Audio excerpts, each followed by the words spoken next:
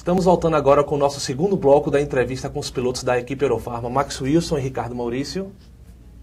A corrida deste ano vai ter até uma importância, não sei se vocês concordam comigo, tem até uma importância se comparada dos anos anteriores, porque os anos anteriores tinha aquela questão do playoffs, né? Então você chegava na 7ª corrida que era de Salvador, você selecionava os 10 melhores e partia para o playoff, que praticamente começava tudo zero. Então muitos pilotos chegavam aqui apenas pensando numa classificação, e a maioria de vocês já chegava aqui até classificado, já pensando em poupar equipamento.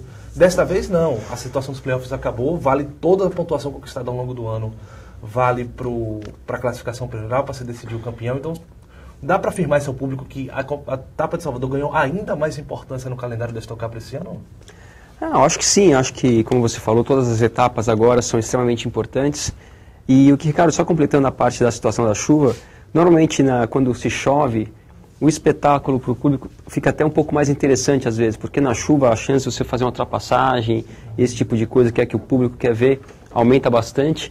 Não fica tão calor no circuito do carro, também então a água dá uma refrescada também no público. Então, faça chuva, faça sol, o espetáculo deve ser bem bonito esse final de semana. Então, assim, agora você falou uma questão curiosa da ultrapassagem. Ultrapassagem em circuito de rua é sempre complicado. Teve até uma coisa que facilitou no ano passado, foi a questão do push to pass, né, que foi o botão que foi criado, que aumenta a potência do motor para que facilite a ultrapassagem. Ele tem um limite de uso, né, e você pode utilizar um número determinado em corridas. Aqui em Salvador vai ser não sei quantas vezes. A gente vai ter de novo esse botão de ultrapassagem, que o carro ganha. Nos circuitos de rua ele ganha aproximadamente 120, 130 cavalos, então isso aí mesmo no circuito de rua com a pista sendo mais estreita, as retas sendo mais curtas, você consegue efetuar uma ultrapassagem.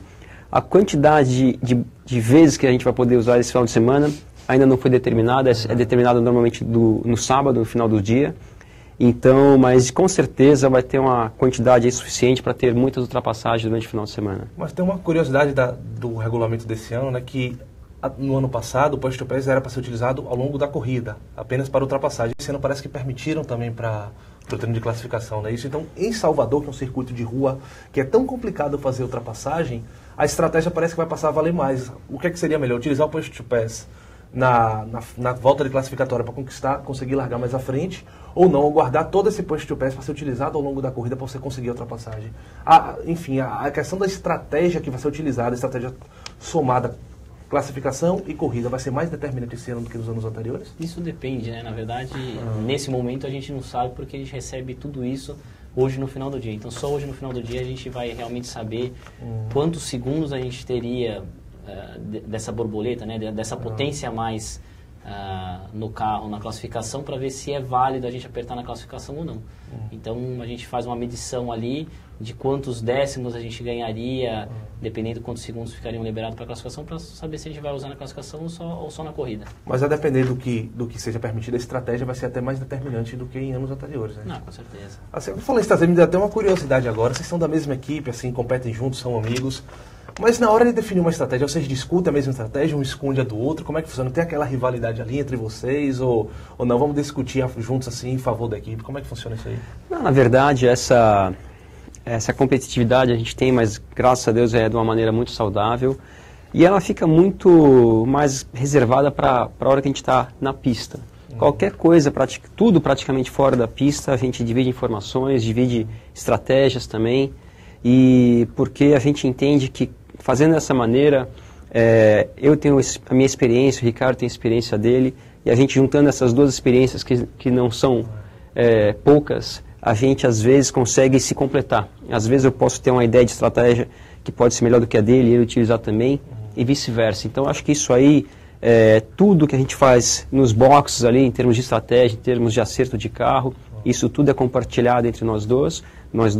Chegar na pista ali, um estiver perto do outro, a gente vai disputar como dois competidores, sempre também de uma maneira leal, como a gente compete também contra outros pilotos que não sejam da nossa equipe, mas a competição mesmo, fora da pista, a gente divide todas as informações. Mas de repente não dá uma agonia, senão, por exemplo, você passa aquela estratégia, aquele acerto e o Ricardo de repente chega uma posição na sua frente, caramba, se eu não tivesse falado para ele, eu teria chegado na frente, de repente Não é que fala, né? Na verdade, a parte de acertos de carro é livre, isso em qualquer equipe, não é entre eu e o Max. Toda equipe você tem um acerto de carro que o engenheiro está fazendo ali, então acaba sendo livre para o outro engenheiro também olhar, então isso daí não tem como nem esconder, não tem nem como falar, putz, eu vou esconder isso, eu vou esconder aquilo. O E que acho mais que- que dizer, esse negócio do push to pass, ele poderia talvez falar, putz, eu não quero falar pro Ricardo, mas isso é uma coisa muito, a gente, na verdade a gente discute juntos, se vale a pena ou não apertar, a gente tenta ter várias pessoas raciocinando para o melhor do final de semana. E pode chegar num momento que ele vai falar, não, mas eu acho que é assim e ele vai fazer do jeito que ele vai fazer. Eu acho que também uma vantagem de ter uma equipe com 2 pilotos competitivos, 2 pilotos que estão sempre ali no pelotão da frente, é o fato da gente, entre nós dois, a gente tem aquela relação assim, eu falo praticamente tudo para o Ricardo, porque eu sei que amanhã depois ele vai falar e eu posso ajudá-lo num determinado evento, determinada corrida, seja o que for.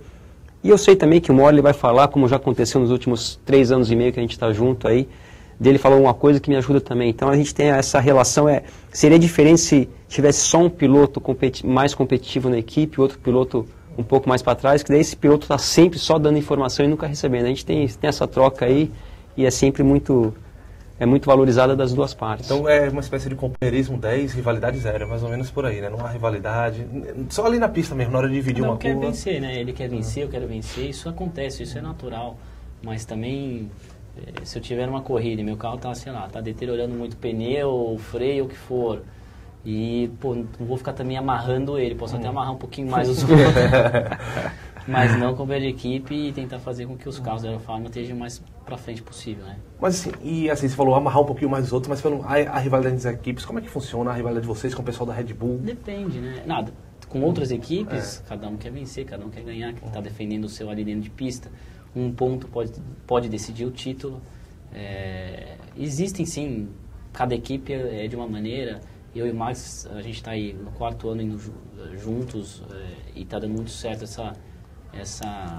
esse conjunto entre, né, que é o Meinha, que é o dono da equipe, o patrocinador, que é o Aerofarm, e os 2 pilotos. É um negócio que está dando certo aí, ele espera que continue dando certo aí por muito tempo, aí que a gente consiga aí continuar. E foi uma forma que a gente achou de um compartilhar a informação com o outro, porque assim, tem coisas que, lógico, no meio da pista, se o Max achar um lugarzinho de passar, ele fala, putz, aqui é o lugar que eu vou ganhar um tempinho. Ele não vai chegar e vai falar, pô, Ricardo, passa ali. No acerto do carro, fala, putz, eu testei isso, foi melhor. Então, isso acaba, tipo, a gente dividindo um com o outro, entendeu? Então, acho que trabalhando em conjunto, a gente tentando melhorar o nosso carro, junto com a nossa equipe, isso acaba fluindo muito mais fácil, o trabalho é muito mais fácil. Em vez de um ficar ali, putz, eu tenho que ser mais rápido que ele, eu tenho que ser nada. Isso acaba, tipo, fazendo com que o piloto, acho que não fique no foco de vencer uma corrida, de ir para frente, sim, e tentar ser mais rápido com o companheiro de equipe. Eu acho que se os dois têm o foco de fazer o seu trabalho, eu estou fazendo o meu melhor, eu sei disso, ele está na pista fazendo o melhor dele, que ele está sempre fazendo o melhor como todos os outros pilotos, mas se a gente tem esse foco de fazer o nosso melhor e o nosso carro desenvolver, tiver um bom desempenho, isso é o essencial, entendeu? Mas com relação à estratégia, às vezes muda muito assim no longo da corrida, você pensa uma coisa, aquilo você já falou aqui em algumas situações, que de repente você pensa... corrida não existe. Não existe. Você faz tudo errado. Isso. Você pensa uma coisa, quando começa a corrida sai tudo diferente, você tem que sair improvisando na hora, pensando diferente. Você vai largar em terceiro, putz, vou aqui, vou ali, vou fazer, tudo que você pensou não acontece tudo diferente. Então, não tem como, estratégia né? de corrida a gente tenta, assim, simular um pouco, quando principalmente tinha parada de boxe, putz, vou parar nessa volta, vou fazer isso, fazer aquilo. Mas às vezes acontecem coisas diferentes na corrida, que tinha corridas que a gente ia trocar 4, 3 pneus. Já chegou corrida que desses 4, 3 pneus a gente trocou um pneu. Então, num abastecimento, porque como teve um safety car, o consumo ficou menor, então a gente teria um tempo menor de troca ali, de abastecimento, então a gente colocou um pneu só para ajudar. Então, tudo isso muda muito, né? Tudo isso acaba numa corrida, esse negócio de estratégia aí, a gente tem que andar no limite o tempo inteiro. Lógico, tem pistas que a gente tem que poupar um pouco mais de equipamento do que outros lugares, mas estratégia mesmo de corrida a gente não consegue ter muito isso. Essa na hora mesmo. Sim, Max, a gente estava vendo aqui, pensando que muitas vezes na corrida é importante você conhecer aquele pontinho de ultrapassagem, como o Ricardo citou, ter uma noção da pista quanto o pneu é deteriorado. Então é importante você treinar bem naquela pista, conhecer a fundo a pista antes de largar. E aqui na Bahia a gente não vai ter o treino de sexta, o treino de hoje. Apenas vocês vão fazer em simulador, né, isso, para poder conhecer um pouquinho a pista, mas até onde eu imagino, não é exatamente a mesma coisa. Eu queria saber se o simulador preenche essa lacuna, assim, essa necessidade de vocês de conhecerem melhor a pista, ou se não, se vai haver um problema pelo fato de não ter ocorrido esse treino de sexta-feira, se isso pode prejudicar de alguma forma a corrida de vocês no domingo. Eu acho que não prejudica, até porque a quantidade de treinos é exatamente a mesma para todos os pilotos. Então, o que a gente vai ter de treino é o que todo mundo tem. Agora, a única coisa que é quando você vai para um circuito de rua, que você fica um pouco naquela expectativa, é diferente de um autódromo, que é utilizado só para carros de corrida. Na rua você tem trânsito de caminhão, ônibus e uma série de coisas. Então, aqui no circuito do CAB, isso não vem mudando nos últimos anos, até porque acho que a qualidade que foi feito aquele circuito todo foi muito boa. Então, nos últimos 3 anos, a sensação que eu tive, pelo menos, foi quase assim, parece que estou no autódromo. Eu vim aqui há um ano atrás, um ano depois a pista está exatamente igual, a ondulação que tinha eu deixava de ter, continua exatamente igual. Eu acho que isso é muito importante. Mas, de novo, faz um ano que praticamente que a gente não vem aqui.